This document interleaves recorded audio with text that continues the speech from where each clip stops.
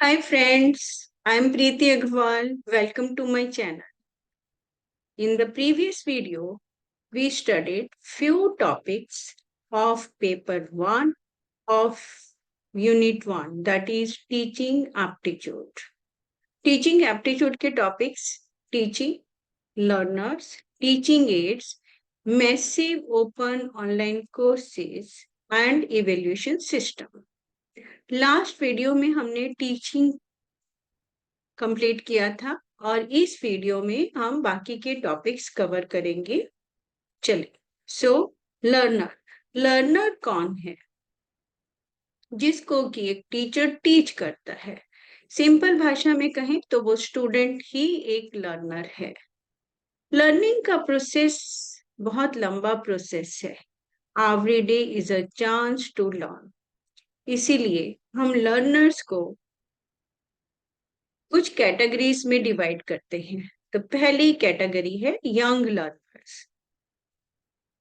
इनकी as start होती है 5 या 6 साल से।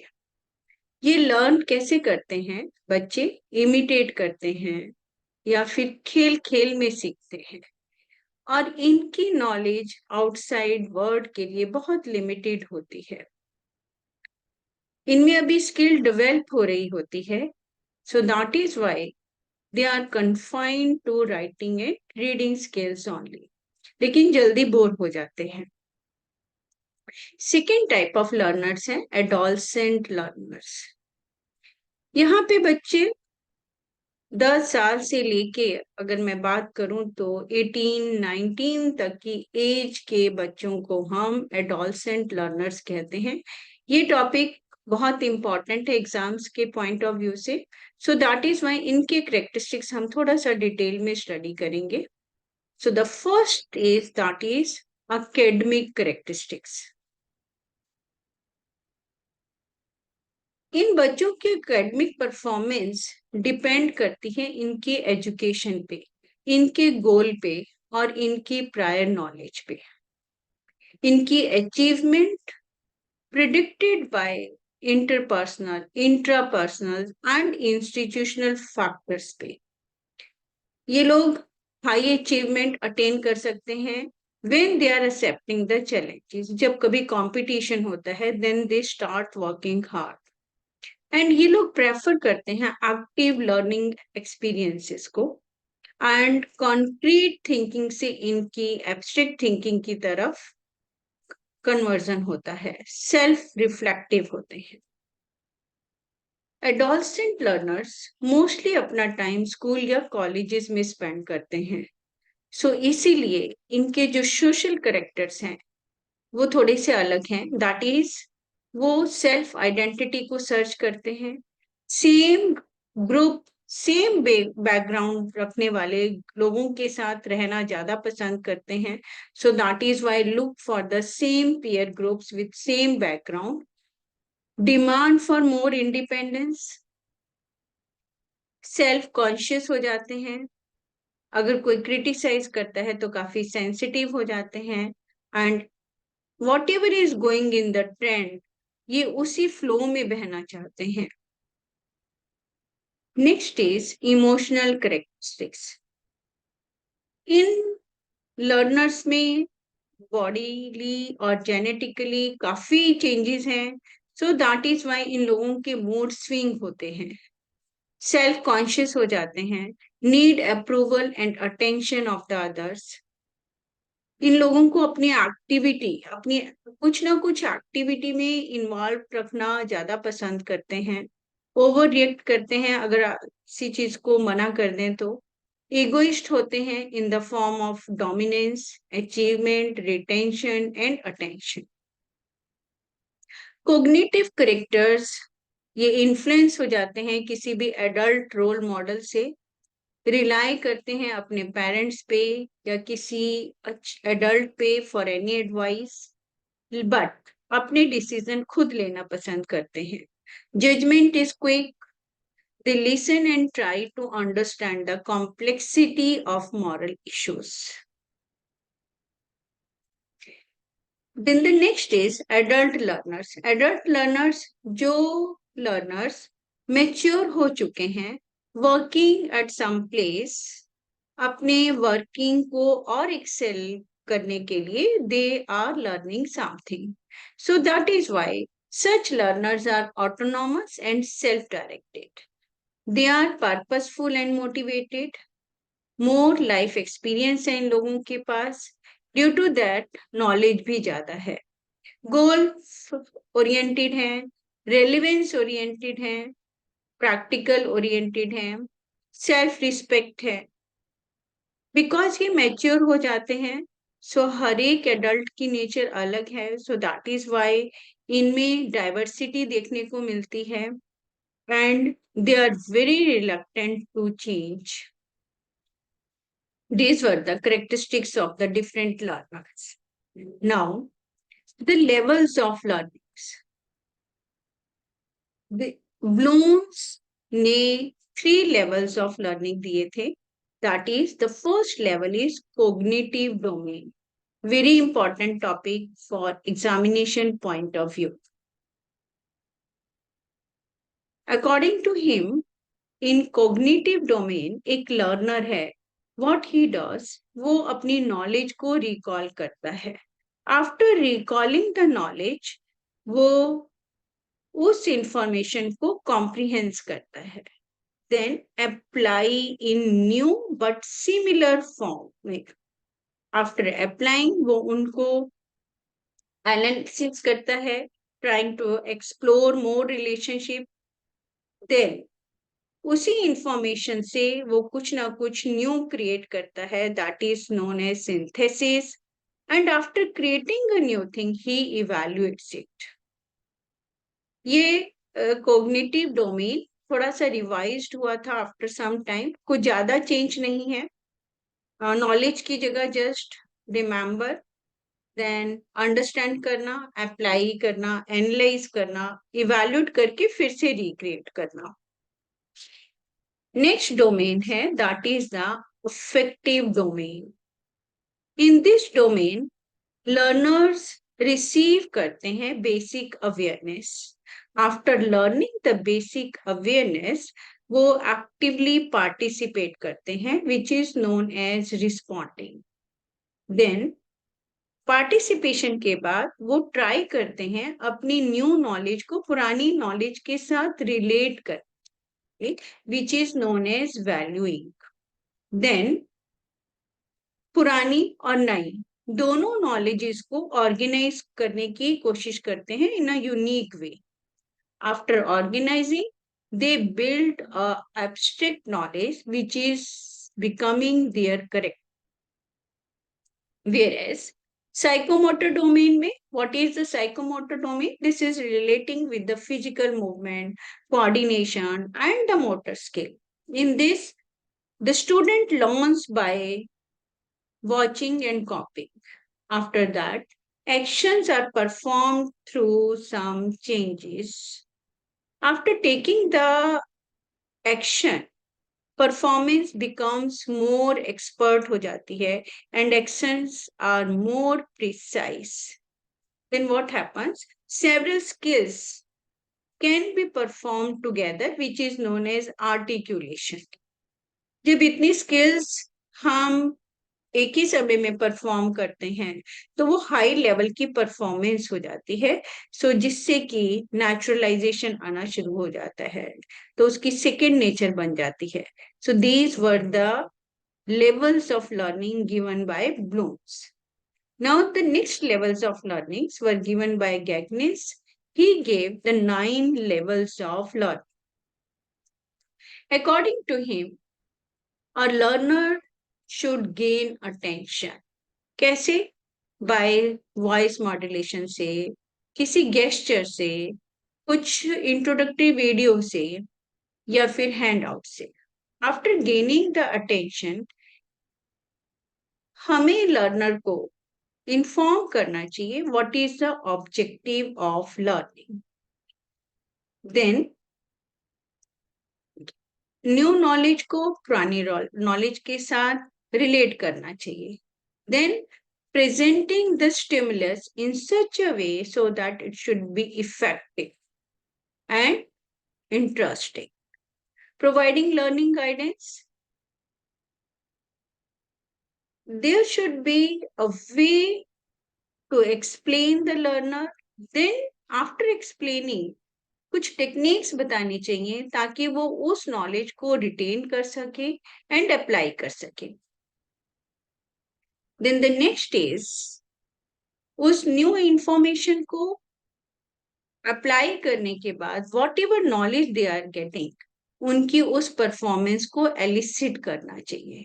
After eliciting their performance they should be given the proper feedback and then उनकी परफॉर्मेंस को असेस करना चाहिए by taking some test. And then after assessing their performance, उनकी retentionability and उनकी knowledge को इस तरह से transfer करना चाहिए so that they should apply it in new mode. Now, what are the methods of learning? Mainly two methods हैं learning के. Offline method which is the traditional method of teaching, जहां पे टीचर क्लास में जाता है और पढ़ाता है. तो टीचर फोकस्ड होता है. पैसिव वे ऑफ लर्निंग है, focus on to face interaction होता है. एंड देन बहुत ही मोनोटोनस टाइप का शेड्यूल होता है and each and everything is fixed.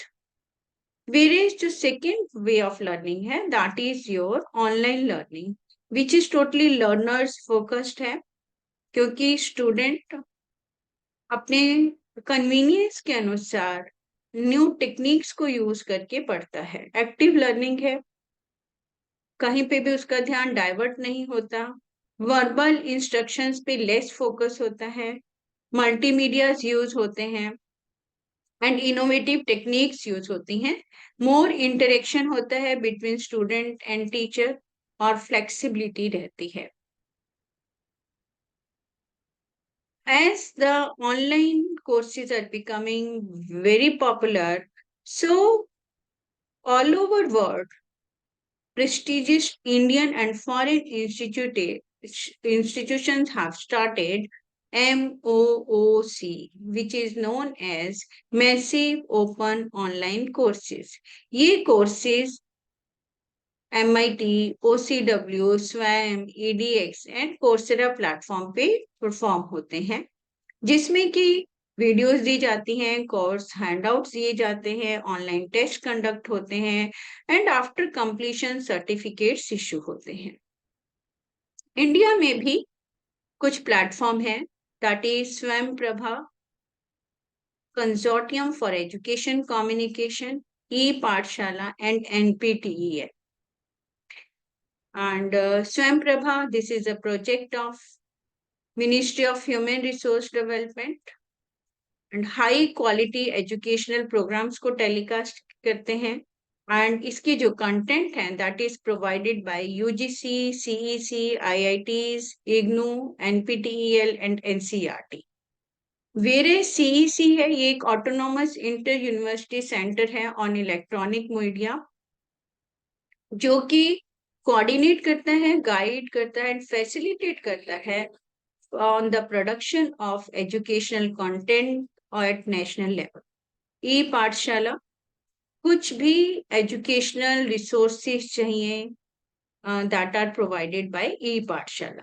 NPTEL, this is to provide the good education, technical education. Now the next topic है, अब टीचिंग होती कैसे है. There should be some system जिससे कि टीचिंग पॉसिबल होती है. ट्रेडिशनल सपोर्ट सिस्टम्स में mostly black board, text book, charts, plays and dramas होते थे, पजल्स या फ्लैश कार्ड्स होते थे. जबकि मॉडर्न सपोर्ट सिस्टम में अभी स्मार्ट बोर्ड्स आ गए हैं, व्हाइट बोर्ड्स हैं, प्रोजेक्टर हैं, ऑडियो वीडियोज हैं, स्लाइड्स हैं, टीवी चैनल्स हैं, लाइव सेशंस हैं एंड ई बुक्स हैं. No doubt teaching support system is very helpful in teaching. क्या इनके benefit हैं? With this, the student understand the topic in an effective way. Students retain concepts for a longer time. Then encourage करता है active participation of the students. help in engaging students, break the monotony of the lectures, simultaneous use कर पाता है students अपने senses को. Experts can be brought to class with their audio or audio visual clips, motivate करते हैं students को for better learning. Now the next है हमारा evaluation system. अभी टीचर ने टीच किया, लर्नर ने सीख लिया. नाउ द नेक्स्ट है दैट इज इवैल्यूएशन सिस्टम. ये एक प्रोसेस है जिसमें कि लर्नर की लर्निंग को असेस किया जाता है. इसके करेक्टरिस्टिक्स क्या हैं? This is a systematic and continuous process है. सिस्टेमैटिक इसलिए है क्योंकि ये एक प्लान्ड वे से इवैल्यूएट करते हैं एक स्टूडेंट को. कंटिन्यूअस है because while teaching learning process के समय से ही इवैल्यूएट होना शुरू हो जाता है. This is comprehensive. A lot of skills, aptitude, knowledge of the student is going to be evaluated. Diverse procedures हैं, टेस्ट हैं, टेक्निक्स हैं, ये सब इन्वॉल्व हैं इवैल्यूएशन में. This is a pervasive and crucial feature होता है टीचिंग का. डायनेमिक है एंड फ्लेक्सिबल है. अलग अलग कोर्सेज के लिए, अलग अलग समय के लिए, all the things keep on changing and as realistic as possible. अभी इवैल्यूएशन सिस्टम में कौन कौन से एलिमेंट्स हैं? इवैल्यूएटर है जिसको कि इवैल्यूएट करना है एक लर्नर को या फिर एक से ज्यादा लर्नर्स को. Participants are learners and evaluation का purpose and objective should be clearly defined. Which resources we are using, that should be there. कि क्वेश्चन पेपर्स हैं, आंसर शीट्स हैं, वॉट एवर. अगर ऑनलाइन है तो online test series, all things should be available. After that उनको analysis किया जाता है कि मार्क्स देने हैं या rank should be given. After analysis की लर्नर की परफॉर्मेंस पे एक डिसीजन दिया जाता है which is known as result. अभी इवैल्यूएशन सिस्टम की टाइप्स हैं. Placement evaluation is a evaluation which is carried out at the beginning of the course or term. Formative evaluation is a evaluation which is carried out during the course of learning process. Summative evaluation course के and पे जो test conduct होते हैं and उसको जब evaluate करते हैं, that is known as summative evaluation. Diagnostic evaluation, this is a type of formative evaluation ही है लेकिन उससे थोड़ा सा हायर लेवल पे है. Then the norm referenced evaluation, the performance of one student is compared with others. Criteria referenced evaluation है जिसमें कि कंपैरिजन नहीं होता लर्नर का, सिर्फ उनका रिजल्ट उनके परफॉर्मेंस पे दिया जाता है. लास्ट वन है which is the most advanced evaluation system, choice based credit system. इस सिस्टम में स्टूडेंट ऑप्ट करता है कुछ subjects according to his choice, according to his goals, और वो कंप्लीट करता है रिक्वायर्ड क्रेडिट्स को एंड आफ्टर कंप्लीटिंग दैट उसको एक सर्टिफिकेट दिया जाता है. So with this your unit 1 is over. कोई भी क्वेरी के लिए do message me and in the next video I'm going to cover the next unit of paper 1. Till then all the best. अगर video अच्छी लगी तो subscribe जरूर करिए और लाइक जरूर करिए. Thank you.